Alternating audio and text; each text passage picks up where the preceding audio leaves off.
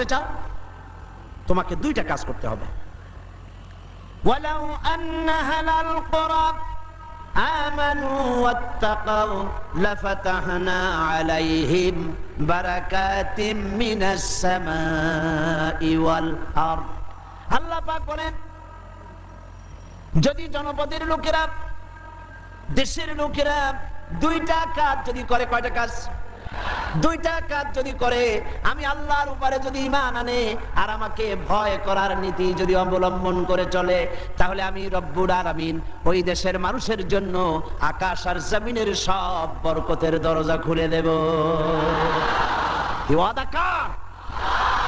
আল্লাহ কি ওয়াদা ভঙ্গ করেন? কখনো। তিনি কখনো ওয়াদা ভঙ্গ করেন না।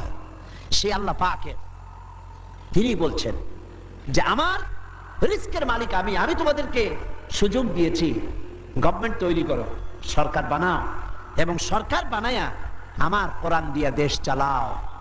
তবে কোরআন দিয়ে যদি দেশ না চালাও, কোরআন শরীফের মধ্যে আল্লাহ অন্যত্র বলেছেন ক্ষমতা দে, ক্ষমতা দিয়া আমি চুপ বুঝে বসে থাকি না। আল্লাহ কি ঘুমান? বলেন আল্লাহ কি ঘুমান? হযরত মুসা আলাইহিস সালাম একদিন আল্লাহরে বলেন, আল্লাহ তুমি নাকি ঘুমাও না? আল্লাহ পাক বলেন, অবশ্যই ঘুমাই না। তোমার বিশ্বাস হয় না? কই আল্লাহ অবশ্যই বিশ্বাস হয়, তবে বুঝি না, আমার বুঝে আসে না। তো যখন তুমি বিশ্বাস করো, বুঝে যখন আসে না, তাহলে আমি বুঝাই দেব। বিশ্বাস না করলেই তো সর্বনাশ। বিশ্বাস না করলে কি সর্বনাশ। ইব্রাহিম আলাইহিস সালাম আল্লাহরে বলছিলেন, রব্বি আরিনি কাইফা তুহিয়াল মাউতা, আয় আল্লাহ তুমি মরারে জিন্দা বানাও কেমনে? আল্লাহ কয় আওয়ালাম তুমিন, বিশ্বাস করো না? হযরত ইব্রাহিম আলাইহিস সালাম বললেন বালা।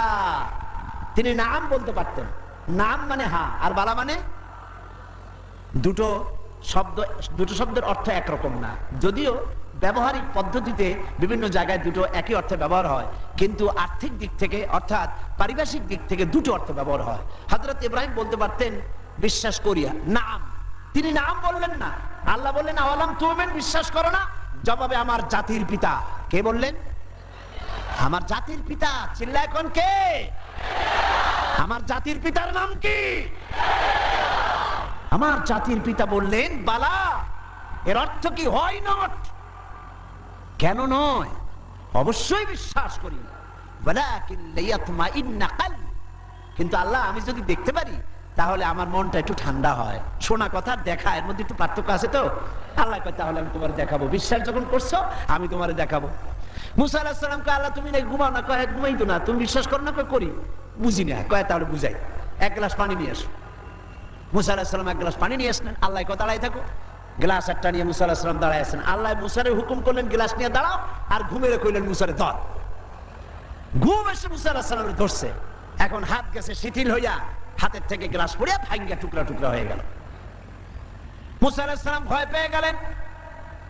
আল্লাহ রাব্বুল আলামিন বলেন ভয়ের কোনো কারণ নাই, আমি তোমাকে পরীক্ষার জন্য, বোঝার জন্য, তুমি বুঝতে পারো নাই আমি কেন ঘুমাই না, সেই বোঝাবার জন্যই গ্লাস হাতে নিয়ে দাঁড়ায় থাকতে বলছিলাম। তুমি মুসা একটা গ্লাস পানি নিয়ে কিছু সময়ের জন্য দাঁড়াতে পারলে না, ঘুম তোমাকে হাত শিথিল করে দিল, গ্লাস ভেঙে চুরের চুরমার হয়ে গেল।